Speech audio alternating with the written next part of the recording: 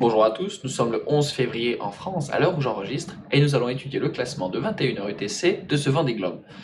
Avec mes excuses pour hier, j'avais prévu faire une vidéo, j'ai enregistré la vidéo et le son était pourri et je l'ai pas refait, donc c'était très intéressant, malheureusement je ne l'ai pas publié. Mais je vais revenir un petit peu sur ce qui s'est passé et quelle était mon analyse à ce moment, qu'est-ce qui a changé en fonction des événements qu'il y a eu.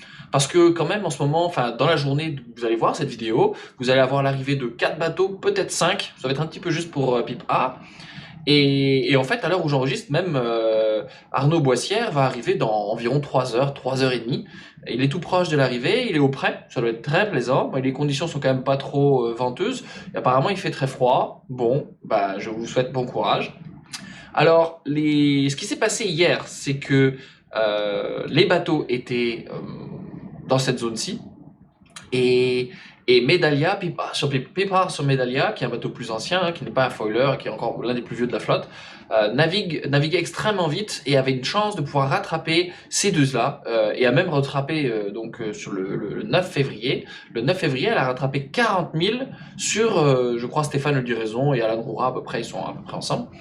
Et puis, le lendemain matin, ce matin, en 10 heures, le 10 février, j'ai refreché, mis à jour le classement et j'ai vu que non, elle était plantée, que ça se passait pas comme ça, que elle avait perdu beaucoup de temps et elle a cassé un hook de Schneeker en fait et qui lui a fait que bon, elle a eu beaucoup de problèmes et que maintenant elle est beaucoup plus lente.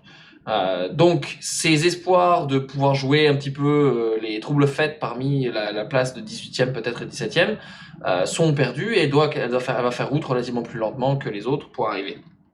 Par contre, Arnaud Boissière a très bien marché, s'est bien débrouillé pour la suite. On peut voir que sa route était quand même beaucoup plus tendue au final que celle de Kojiro Shiraishi qui a fait un grand détour vers le sud ici aujourd'hui. Il est allé au fond du golfe de Gascogne. Je dois bien avouer que ça ne correspondait pas à mes routages. Il a même fait une petite manœuvre un peu bizarre ici, comme on peut le voir là. Donc, il doit avoir des soucis. Où il fait du tourisme en plein milieu du golfe de Gascogne. Je ne sais pas, mais clairement sa trajectoire ne correspondait pas ni à mes routages, ni là où il y a vraiment quelque chose de spécial, quoi, un petit aller-retour. Donc je n'ai pas vu de nouvelles de sa part, peut-être que vous savez déjà. Donc là, on avance des arrivées. Donc Arnaud Boissière va arriver dans environ 3 heures, 3 heures et demie par rapport à l'heure où j'enregistre, donc vers 6 heures du matin, 7 heures du matin, peut-être en France. Ouais, entre 6 et 7 heures probablement. Et d'ailleurs, entre 6 et 7 heures, il fait, ouais, ça dépend. 6 heures du matin, il peut faire la marée, 7 heures, il peut encore la faire, et 8 heures, c'est la limite. C'est la limite. Donc on verra s'il fait le chenal en arrivant. Mais par contre, les autres sont derrière dans la matinée, dans la fin de matinée pour Kojiro, puis dans l'après-midi pour ceux qui sont derrière. Et Medallia est annoncé vraiment sur toute fin. Donc j'ai fait un routage, hein, pour être honnête. Bon, c'est pas très intéressant. Surtout qu'à l'heure où j'enregistrerai, il y aura plusieurs bateaux déjà arrivés. À l'heure où vous regarderez, il y aura probablement plusieurs bateaux déjà arrivés. Voilà, hop, c'est tout droit. C'est tout droit, mais par contre, on peut voir quand même, la chose qui pourrait peut-être être intéressante, c'est de voir Pipe A, qui a un petit peu plus de temps avant l'arrivée, à quel point sa zone de vent est quand même très tendue. On peut voir que sa route passe dans cette zone de vent qui se déplace avec elle. Vous pouvez le suivre là. Faut pas traîner trop de sa part. J'ai utilisé une polaire un petit peu plus pessimiste que d'habitude, mais pas beaucoup. J'avoue que j'ai du mal à savoir avec ses récentes casses, son bateau a fatigué, à comment elle va marcher. Mais il y a des chances qu'elle arrive plutôt le 12 dans la nuit que le 11, on verra. Le 11 au très tard, très proche de minuit, a priori, ce sera le mieux. Voilà, donc ça c'est pour ce groupe-là. Stratégiquement, c'est un peu tout droit maintenant. Ils sont quand même très proches et ça va faire une belle arrivée. Vous allez avoir le 11 février quand même beaucoup de gens, une arrivée un peu comme les premiers qui sont arrivés, 5 bateaux l'un derrière l'autre. Ça va être assez sympa, je pense.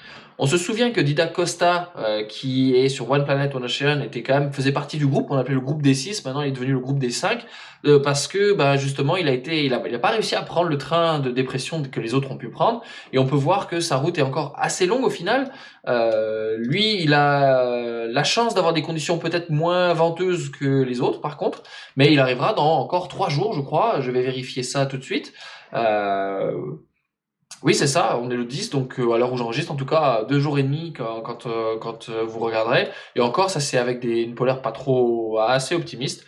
Donc ça fait un gros décalage et c'est un peu ça qui se passe dans voile quand on loupe le train et qu'on se retrouve dans un autre système météo, on est bloqué et on se retrouve souvent fortement ralenti et bien derrière, plusieurs jours après.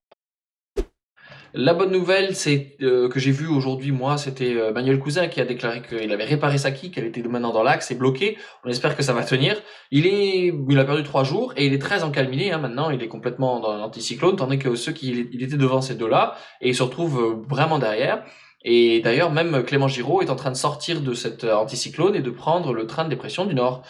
Et, je voulais regarder un petit peu à quel point est-ce que la météo est défavorable pour Manuel Cousin. Est-ce qu'il a une chance de creuser, rattraper un peu en gros, non.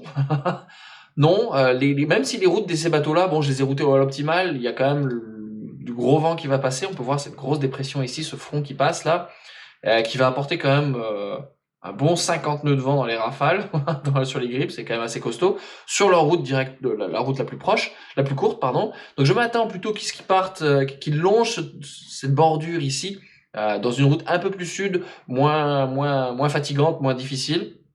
Un peu moins rapide peut-être, encore c'est pas dit vu l'état de la mer parfois. Par contre on voit, si on regarde Manuel Cousin qui lui est encalminé maintenant, il va être encalminé longtemps pendant que les autres sont partis, et puis en plus de ça, le train de dépression a tendance à rester un peu au nord par rapport à lui à un certain moment, donc il va avoir du mal à garder le rythme et on peut voir que les écarts ne font que grandir. Et oui, c'est ça. Mais par contre, je pense que son objectif principal qui était de finir, il a une chance de le faire. Donc c'est quand même grand. Pour les autres, bien sûr aussi, mais Manuel Cousin a eu quand même des gros ennuis juste à la fin. Donc ça, c'est pour ceux qui suivent. Je peux vous dire tout de suite, Clément Giraud est annoncé pour arriver dans mon routage le 15 dans la journée, donc dans 5 jours. Dans la nuit, pardon, à 1h55, ça fait 3h du matin pour vous. C'est pas très précis, ça sera probablement plus tard que ça parce que je pense qu'il prendra une route plus lente et donc ce sera probablement dans la route aux alentours du 15 avec une arrivée assez étalée par contre pour ces 3 bateaux-là. Ils ont quand même beaucoup d'écart aujourd'hui. À l'arrière, alors j'avais fait des super analyses hier, mais bon, c'est un peu passé maintenant. Il y a Isabelle Yoshke et Samantha Davis qui sont repartis. Alors j'avais dit durant le moment où j'avais pas publié justement que Samantha Davis était en train de faire ce bout de bord là vers le sud, en s'éloignant de la destination. J'avais fait l'hypothèse que elle avait attendu Isabelle Yoshke, mais en fait non, elle est hors course, mais elle a quand même dû monter au mât pour descendre son J2 qui avait un problème. Donc finir le tour du monde même hors course, c'est beaucoup d'embêtement.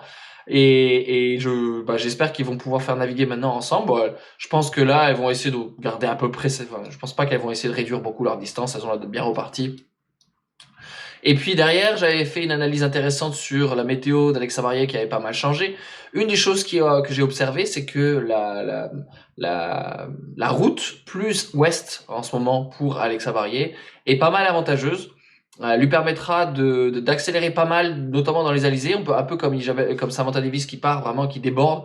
La route la plus courte, si on regarde ce qui se passe ici, est vraiment beaucoup plus à l'est. Malheureusement, cet anticyclone-là est prévu pour être vraiment grand, vraiment bloqué pas mal. Donc je pense que la route qui s'attend pour les 4 derniers ici devrait être assez longue.